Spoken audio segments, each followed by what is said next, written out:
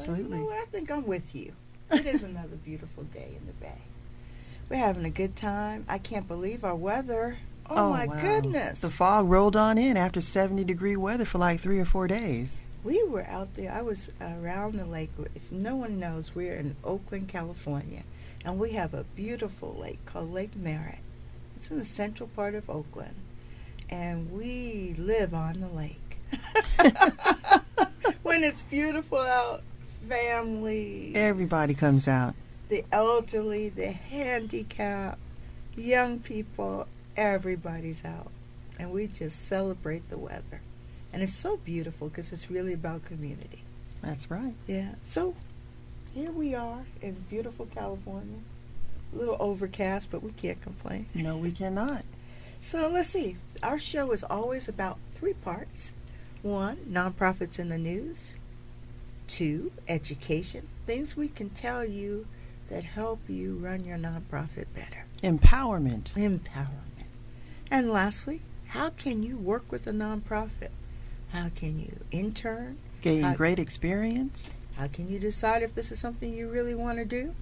And how can you give back to your communities? That's what it's about. So internships. So let's start out with nonprofits in the news. Well, today we're going to start off on a scandalous tip. This is coming from the American Institute of Philanthropy, and they've got what they call the Charity Watch Hall of Shame. So we're here going to give you a little bit of the scandals going on in the world of nonprofits. And this is really to talk about things you need to know so you don't do them. That's right. So let's talk about it. All right. The first one is about the late Father Bruce Ritter, who founded Covenant House in 1972. And he created it to create a safer shelter for homeless teenagers.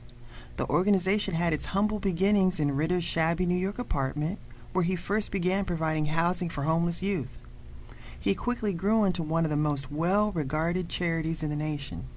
Ritter was called an unsung hero by President Reagan and was applauded by the first President Bush and Mother Teresa alike. Wow. But underneath all of this public acclaim, rumors had circulated for years of sexual relations between Ritter and residents of Covenant House, according to a report commissioned by the charity. 4 men stepped forward between 1989 and 1990, and according to Time magazine, accusing Ritter of having sexual relationships with them while they were under his care. Ritter allegedly diverted up to $25,000 in CH money to finance one of these affairs, according to Time. Wow. Isn't that a shame?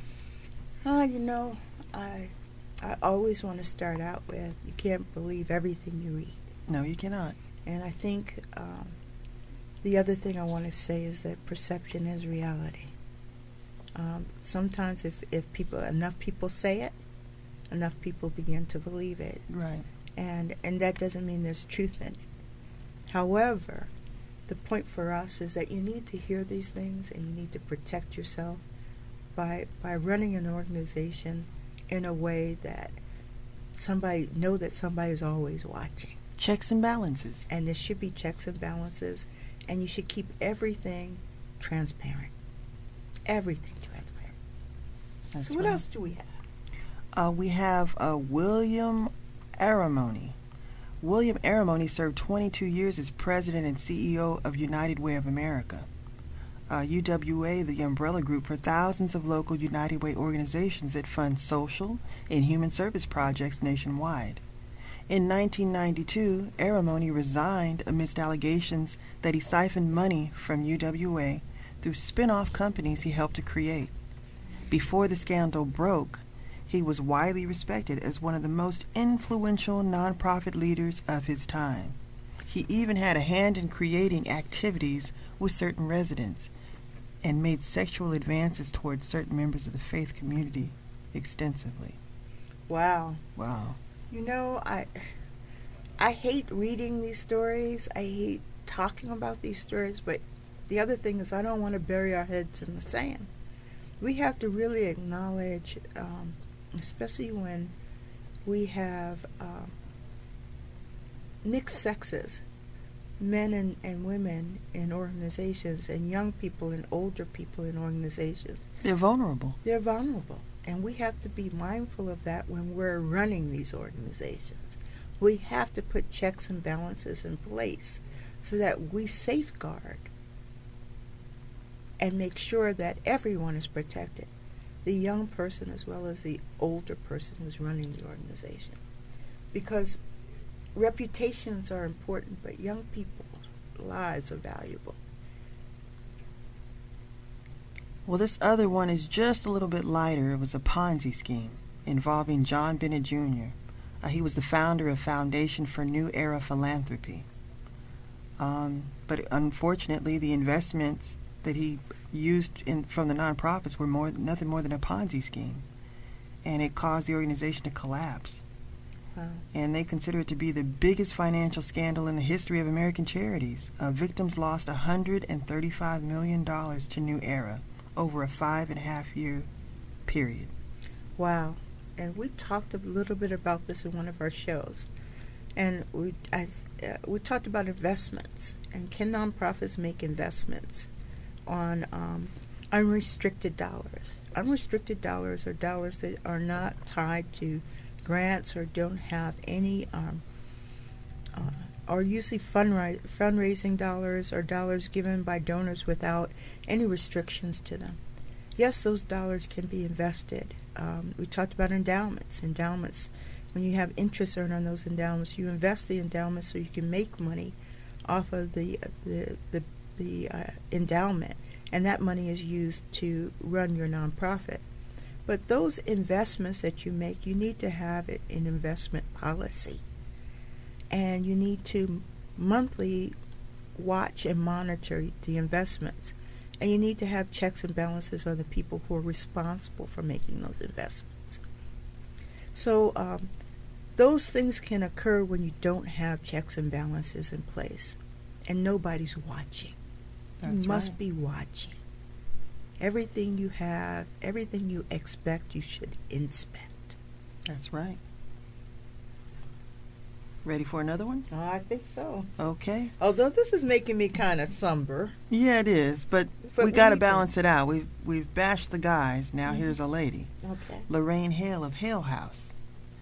That was co-founded in 1969 by Clara Hale, a Depression-era widow known for taking needy children into her home and earning her affectionate title, Mother Hale.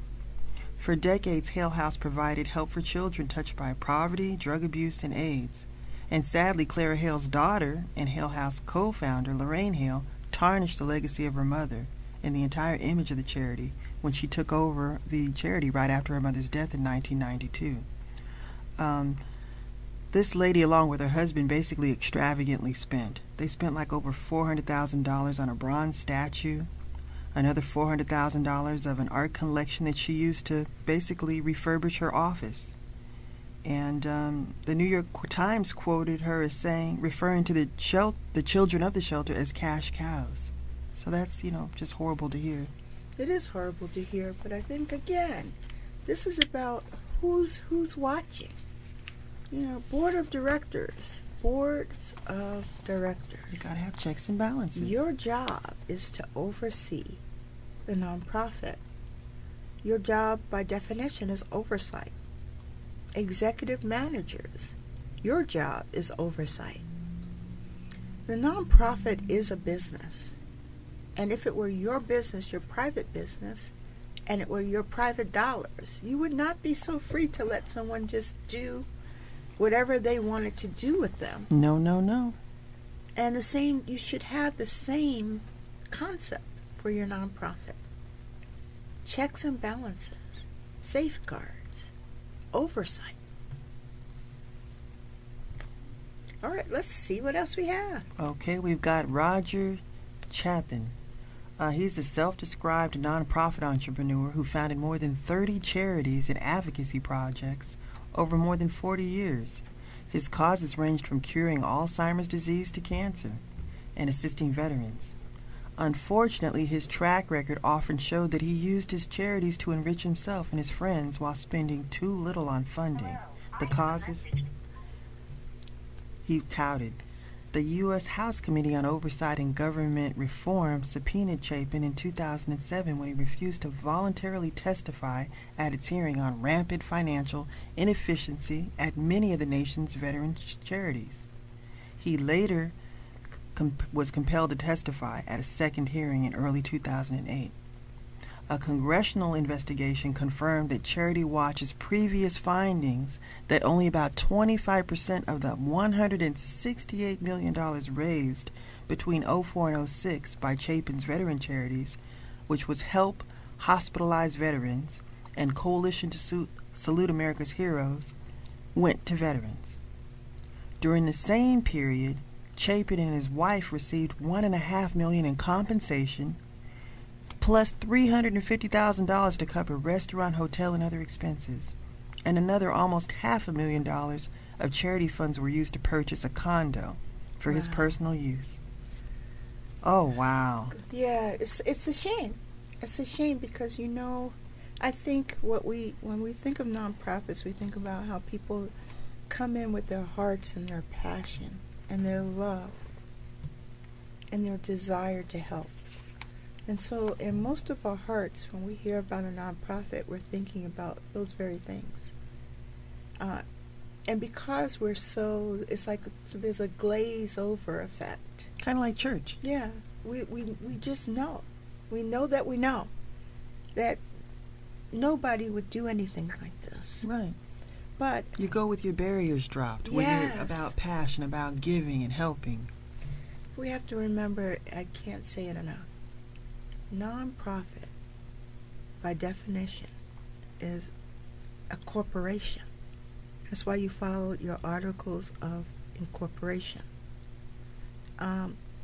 Because you're a corporation. That means you're a business. And you have to treat it like a business. And when you treat it like a business, you'll put safeguards in place to protect yourself. So let's go into our topic, our education piece for the day. All right. And what is it? Compliance. Rules, regulations, and best practices. We talked about nonprofits behaving badly. Let's bring it up and give you some rules and things that you need to put in place, those safeguards to protect your nonprofit. So let's talk about some of the laws that exist. Well, first off, there's the Nonprofit Integrity Act of 2004, signed into law by Governor Schwarzenegger, which became effective January 1st of 2005. The act requires nonprofits to have annual audits and creates new state and federal annual form filing. Scandals in the nonprofit sector received considerable media attention and prompted state and federal legislators to seek reforms like the Integrity Act to improve the accountability of directors and trustees of public funds, and also to strengthen the oversight of charitable organizations' fundraising campaigns. Well, we just talked about this. Yes, we did. So, it's time for government to start saying, wait a minute, these nonprofits are real businesses. We're going to have to put in some safeguards to not protect the government, protect the people they're supposed to be serving. That's right. So, the Nonprofit Integrity Act, this act requires nonprofits to do certain things. Yes, it does. Like what?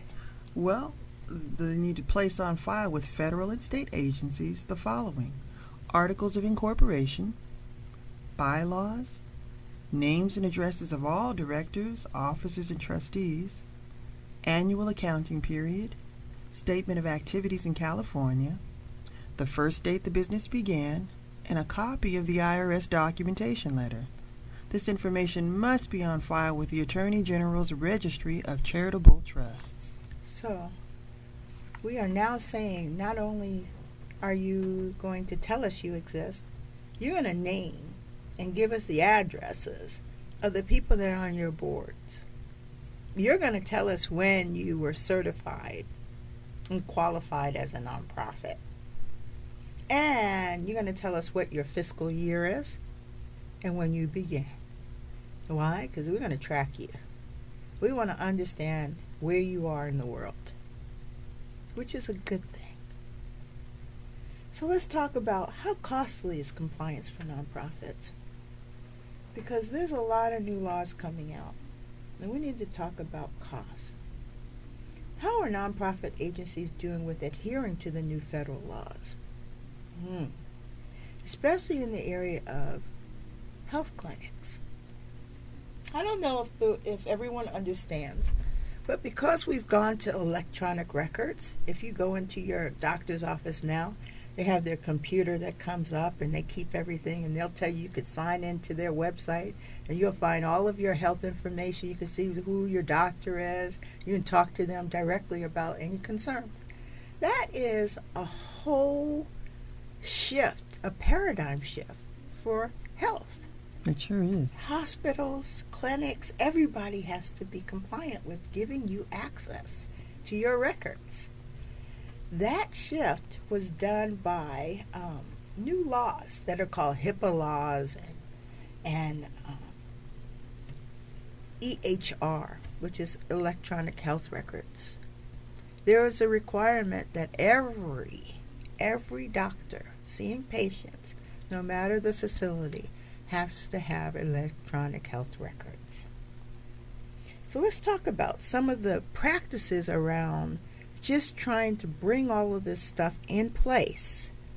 Now you have laws telling you what you have to do, and now you have to figure out how to do that. So we need to talk about, are there best practices? Carla, what are some of our best practices? That's right. And how are you dealing with the cost associated with designing a good whistleblower policy? And do you know that now when you create a nonprofit, you have to have a whistleblower policy in effect? As a part of saying that you have your nonprofit opening the doors, you must have a whistleblower policy. Wow. And I think it's kind of self-explanatory, but I'll say what a whistle policy is. That means you have to have something that gives people the right in your organization to be able to say they don't like something and be anonymous. So usually the best person and the person that's going to blow the whistle on an organization is someone who's leaving because they don't like what's going on. And when you're leaving and you don't like what's been going on, you're probably trying to find a way to tell somebody about what's going on in the inside. That's considered a whistleblower. And a whistleblower is protected by the government. The government says that you cannot retaliate against a person who tells the story about what's going on inside of your organization. So, whistleblower policies are very important things to have in place. And also, is nonprofit compliance with the growing number of new federal regulations even possible in our current economy? Well, who's going to keep track of all the new laws? Who's going to keep track of what the requirements are? Who's going to keep track of the fact that there's a new 990? Who's going to keep track of the fact that Governor Schwarzenegger in 2005 changed the law and said this is what you need to have, called this Integrity Act? How would you know?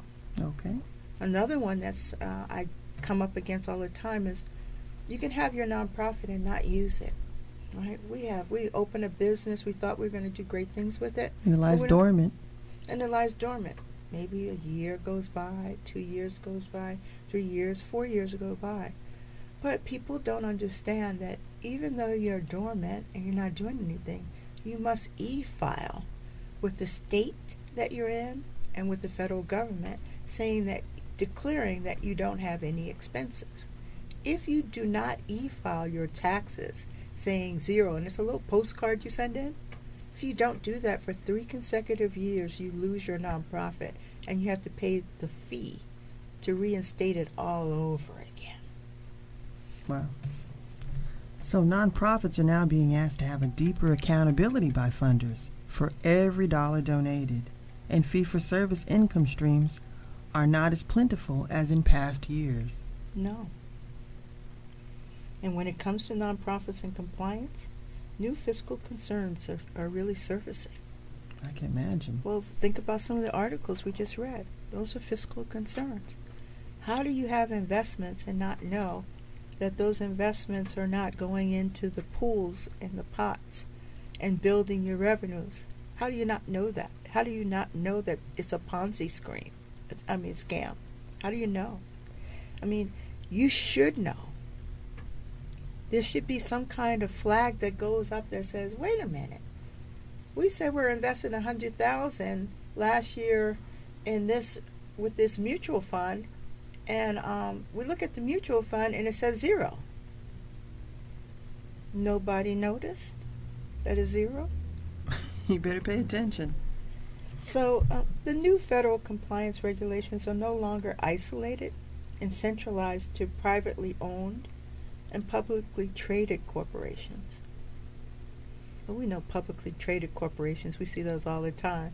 That's like we're looking at the airlines, right? Right. When you look up, we used to have, American Airlines. Now we have American Airlines and something else. Exactly. Yeah, we had United, now United and something else.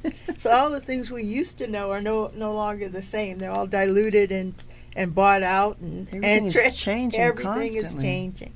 So there now is that those were the organizations and the businesses that the federal government watched all the time. But now nonprofits have come into the arena. Yes, they have. And they're watching them equally as closely. Because in the past years, nonprofits were less scrutinized as corporations. But now they're being held to the standards similar to publicly traded companies. Yeah. Nonprofits are now being held responsible for greater internal controls.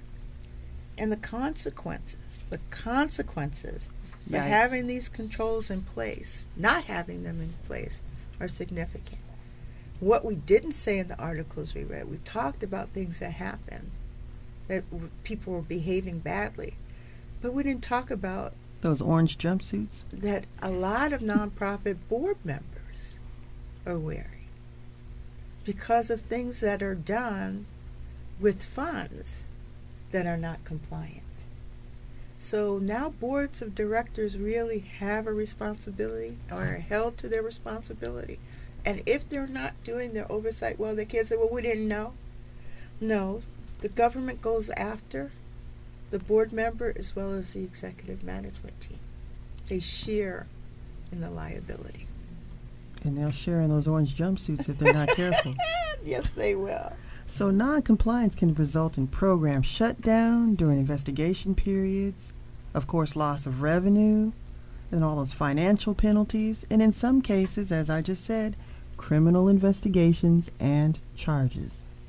Yeah, I think here the key thing is when they come to investigate, we talked about all those things about record keeping your records. When the government comes to investigate, they take all of your files, everything with them.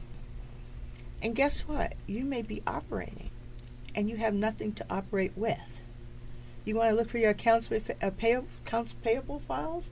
You can't find them. They took them. Your accounts receivable, they took them. You have no way of tracking anything, and they won't give them back until they're done with their investigation. They don't really care. And they're not playing. They stop your operation. The Department of Labor has begun to target nonprofit boards, CEOs, COOs, and CFOs for not complying with the newly created federal regulations. I think in the last article, how much did they say in that Ponzi scheme people lost?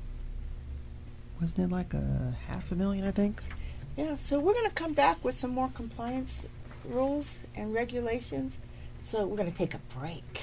We need to hear some music for a minute. Yeah.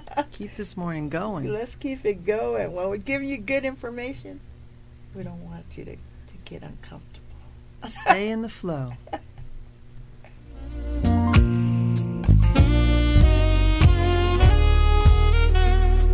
Thank you for tuning in to KGM1.com. And don't forget, check us out on tpng.biz, where we keep positive media #1. If you'd like to be a part of TPNG or KGM1 Radio, if you'd like to be a radio personality, then send that to Music Director at KGM1Radio.com. Once again, that's Music Director, MUSICDIR, at KGM1Radio.com. Be a part of the movement.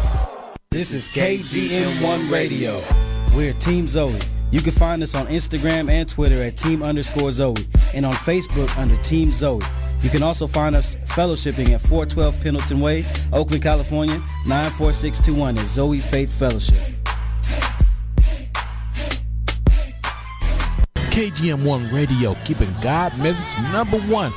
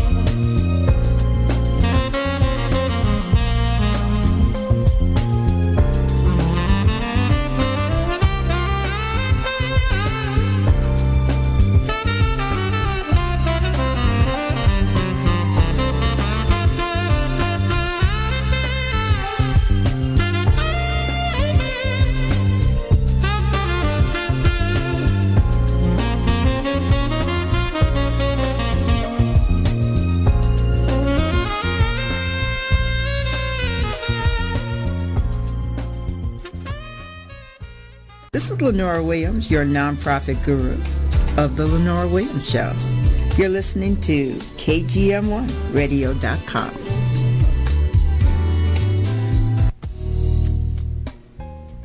Hi, we're back talking about that compliance stuff for nonprofits.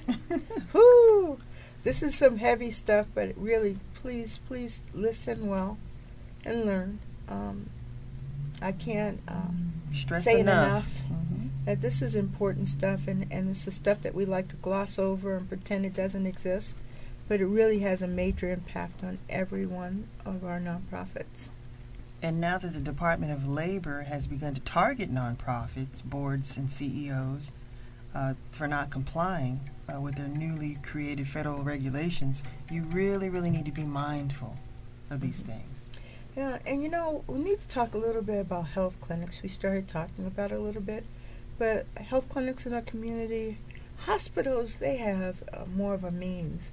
But health clinics exist in our communities in rural areas, in urban areas, in areas where there are underserved health needs for people who can't afford health care. Of course, with Obamacare, we're all seeing a new light to this. But even with that, you have to go somewhere to receive care, and usually it's your community health center. So let's talk a little bit about that. Right. The nonprofit healthcare industry has good examples of increased costs associated with new compliance regulations. Expensive EHR, electronic health record systems for compliance purposes, are required for community health centers, with implementation dates as early as this year. Starting in this year, 2015, hospitals and doctors are all subject to financial penalties under Medicare if they're not using electronic health records. Wow. And some funding for EHR systems for nonprofit healthcare centers was identified by the Obama administration. It is not enough. Yeah, it's interesting because now when we say we're changing everything for the patient rights, it impacts even the small business person. Yes. But in this case, it's a small nonprofit. And the question is, how do they deal with these escalating costs Right. to be compliant with new laws? Yeah, where are they going to get the additional funds to pay for the EHR? And who will fund productivity loss? While the medical staff is learning the new EHR software and hardware systems. And who takes care of the patients during the learning phase? And if you hire temporary staff, who pays for their time? Yeah, it's interesting because when you think about it, it makes sense. The things that we're talking about are not illogical, but they make sense. Right. But nobody gives the kind of support around making sure that these smaller groups that are taking care of the community that really needs their services Can keep up. So government grants were made available to a select group of nonprofit healthcare centers. The centers that did not fit the criterion for the above funding applied for available low-interest loans to be paid back from their dwindling revenue sources over time. So how do you make low-interest loans? We love low-interest loans, right? Because we can say, okay, low or no interest. Low or no, right? The key is no interest loans. That's right. And that's called, what? A grant. Give us a grant and we can smile. But a low interest loan saying that we'd have to pay this back over time. Even if you told me 10 to 15 years, who knows what the state of affairs will be for my nonprofit 10 to 15 years from now. Just like who knows what the state of affairs will be for our personal finances 10 to 15 years from now. So low interest loans are a joke in some ways. That's true. So let's talk about EHR is closely tied to new HIPAA patient privacy regulations. So the whole idea of EHR is to give more access to patients. And all the doctors involved with their care. Yeah, and so before when you used to go to the hospital, right, I could go to Kaiser and then my health care plan changes. Right. And I'm now with Blue Shield, Blue Cross, but I'd have to write to Kaiser to send my records to Blue Cross Blue Shield providers so that they know what my history is. That's no longer true. And they'd have to mail that pile of papers to the new provider. Right. Very mundane. Very mundane. Now let's say that I don't have any health insurance, And now I go to the emergency room, and I don't have, the emergency room is not going to write to Kaiser to get my records. No. And so there's Complicates things even further. Yes. So really it's about protecting the patient. But at what cost? Everything has a cost to it. Everything. And then the other cost in all of this is personal privacy, patient privacy. HIPAA is about patient privacy. So now you have my records. Just think about like my credit card. It's floating around. I go pay for something online. All of a sudden I hear that, oh, somebody hacked where I was making my payment. And everybody has access to my credit card. Well, the same thing could be true for my patient records. So there has to be all kinds of safeguards and protections around patient records. And everything comes at a cost. Yes, it does. Nonprofit compliance costs are escalating. It costs to keep up with the new laws, it costs to create policies consistent with these new regulations, and it costs to enforce the new regulations, and it costs to educate staff, the board of directors, and on the ever-changing fiduciary rules. Mm-hmm. It's impossible to ignore the possibility of severe consequences for noncompliance. Fiscal consequences in terms of penalties assessed and possible criminal consequences for not putting in safeguards to protect against and prevent fraudulent activity from occurring are scary and costly.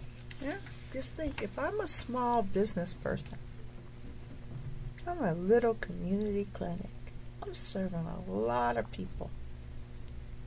I have to make sure that my front desk staff is as educated as my doctors on patient privacy. That's right.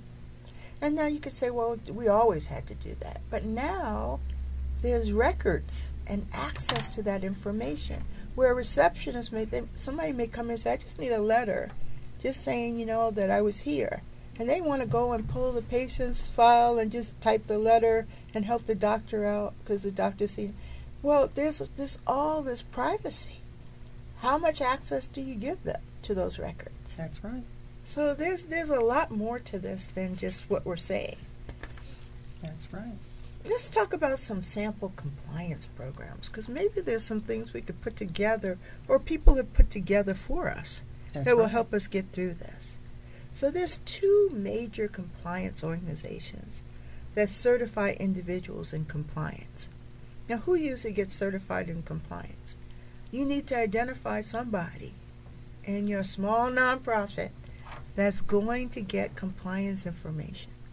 That compliance information is information that will help you keep up with the laws. That's right. The ever-changing laws. The ever-changing laws. And this person will be trained on how to look for the ever-changing laws and to how to implement them. So, those 2 major compliance organizations are HCCA, which is the Healthcare Compliance Association.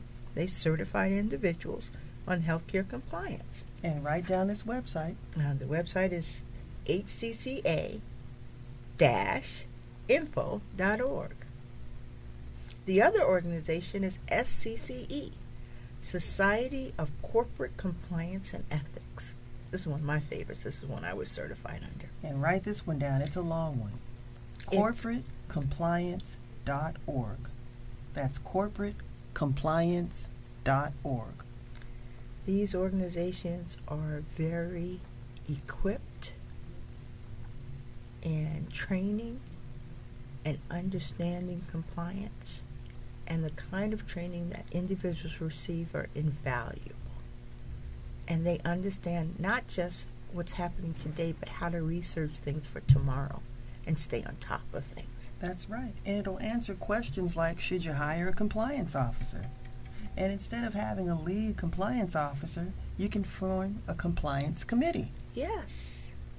And then the compliance committee can meet routinely, monthly, quarterly, or every 2 months, and could be staffed by a person who records the meeting. That makes it convenient. Oh, of course. Because what do you want to have? We talked about this before. You want to have a record of everything that's discussed so you can provide it at any time to any individual and educate them. That's right. And then the compliance committee can conveniently report to the nonprofit's board of directors. Now, why should they report to the board of directors? Communication. Communication, and the board of directors really hold the responsibility. and the liability That's right. for understanding and holding the organization accountable for operating within the guidelines of the law. Okay. Orange is generally my favorite color, but when you get into trouble, orange would not be my favorite color. We don't even want to talk No about jumpsuits. it. We don't even want to joke about it. So why do you need a designated compliance person or team? It's to identify and address compliance issues. Just compile compliance issues and group them in terms of urgency, because you can't tackle everything. And there may be a lot of holes that you see, but at least start to figure out what are all the issues and then decide how you're going to tackle each issue. Add some structure. One at a time. And then provide compliance training for the board of directors and employees so that everybody's on the same page. And develop security plans to protect client-patient records. Security plans.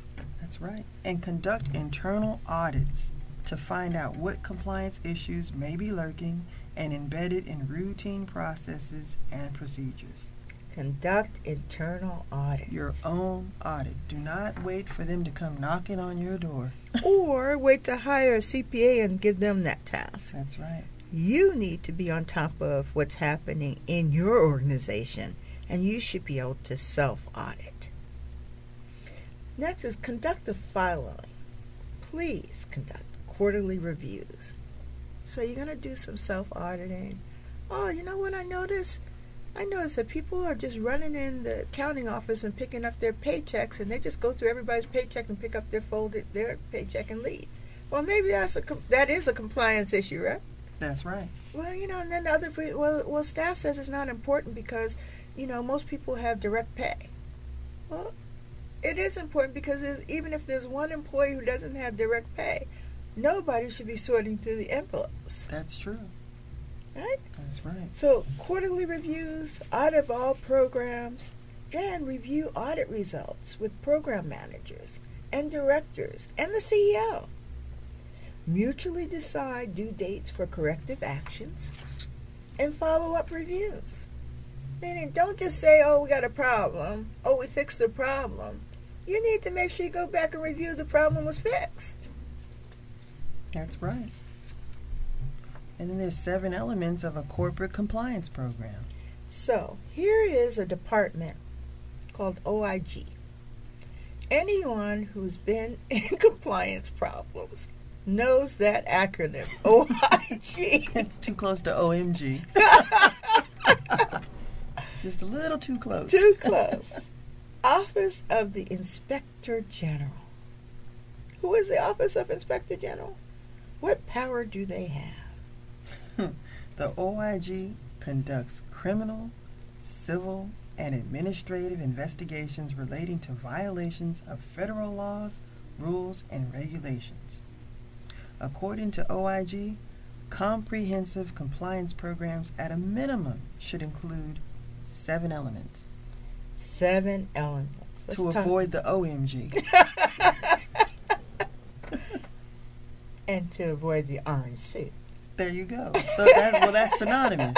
Because when you're in the orange suit, you're OMG. Oh. Oh my God. So let's talk about these 7 elements. And this is coming from OIG again. Why is it important to listen to them? Because they're the ones who come out and do the inspection and the investigations. And so they took the time to come up with 7 elements of protection. To help you. To help you create a good compliance program. Number 1, written standards of conduct, as well as written policies and procedures must be in place. Written standards of conduct, as well as written policies and procedures must be in place. Structure, documentation, compliance, obedience. It all falls into place. Number 2, designation of a chief compliance officer and or corporate compliance committee, or if you're not a large corporation, a small compliance committee. It's all doable no matter what size you are. Yes, Please don't think, oh, we're not big enough for that. We're only a 2-person nonprofit. You need to know the laws. You're held to the same rules. Ignorance is not a defense. It's not an excuse. No. Number 3, effective education and training programs. Empower everybody in the group. Everybody in your organization should understand compliance. Everybody. Number 4, a hotline to receive complaints and to protect whistleblowers from retaliation. Anonymous. Anonymous. There's nothing worse than going after a whistleblower and OIG finding out about it. Bad, bad, bad news. Whistleblowers are guarded by the federal government and all other agencies because you have a right as an individual to tell the truth about what is going on inside of an agency. And tell it on the mountain. Yes. Go tell it on the mountain. Or whoever will listen. Number 5, system to respond to allegations of improper and or illegal activities and the enforcement of appropriate disciplinary actions. So, somebody could do something wrong in your agency. That's okay. The question is, what did you do about it? That's right. And how did you fix it? And how did you make it so it won't happen again? So number 5 is about figuring it out, fixing it, and putting in safeguards so it doesn't happen again. Number 6, audits to monitor compliance. Internal audits. Internal audits. Check yourself. Check yourself. Checks and balances. Make sure you know before anybody else knows what your dirt is and fix it. Clean it up. You don't have to wait for an auditor to come in from the outside to tell you. You know. Be about the business of finding it out, fixing it, and cleaning it all up. 7 and last, investigation and remediation of identified systematic problems we just talked about, and the development of policies. I can't say this enough. I go into so many nonprofits, and they're doing wonderful work. And I ask them basic things like, where's the policy? Where's your personnel manual? Where's your accounting manual? Where's your policies and procedures for how you handle human resources? How you set up your payroll system? And then some of them will have them, and they created it in 1999. And it's 2014, 2015, and there's still 1999 on the outside of the sheet that says this is our financial policies. A train with square wheels. And they say, well, we have this on the shelf. I go find it on the shelf, and you could like take the thickness of dust and dirt. You could see it. And it's like, well, do you know laws have changed since you put this together? And are you still using the same procedures? I doubt it. If I walked through this manual and tried to hold you accountable to this, I probably couldn't. Update your stuff. That's part of the internal audit. Go through your policies and procedures and update them. And more importantly, write this website down. It's the OIG Compliance Guideline. OIG.hhs.gov/fraud/compliance guidance.asp. Say it again. OIG.hhs.gov/fraud/compliance guidance.asp. It'll make life a lot easier. Yes, it will. And remember, they give you 7 elements. 7 elements. Not hard. No. 7 elements of a good, comprehensive compliance program. Use them. It'll make your life so much easier. So much easier. So let's go into our last segment. Quick, because we only have a few minutes. We want to talk about internships. We've got more internships. If you want to work with nonprofits, if you're thinking about making a career change, if you just have a passion for something and you want to spend a little bit of time doing that within your community, we have some positions for you. Yes, we do. We have one right here based in Oakland, California. It's the Responsible Sourcing Network.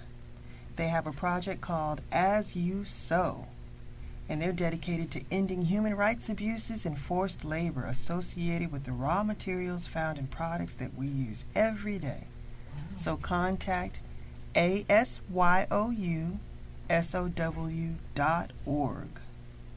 ASYOUSOW.org.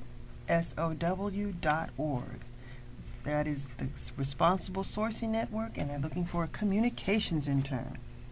And then you've also got a volunteer intern in their corporate affairs division for the, let's see, what is this? The Council on Foreign Relations and Human Resources in New York. So you want to go to Human Resources at CFR.org. That's an email address for them. So there's CFR.org. And we want to also let you know that if you want to look for some of these internships, you can go to the website idealists.org. So please know, let's give them some more. We have some more that's on our list, and we love to provide these because we're helping the nonprofit as well as you. Okay, we've got a conflict minerals intern. It's a minerals initiative intern about responsible sourcing network. Again, at the As You Sow, ASYOUSOW.org. That's another internship they have. Dedicated to ending human rights abuses and forced labor associated with abuse. Yeah, products that we use every day. Wow. And then there's an online reporting internship with Yes Magazine.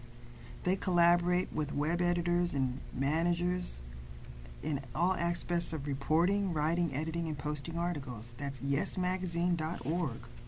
Where are they? Do you know? Oh, Bainbridge Island, Washington. Wow. That should be fun.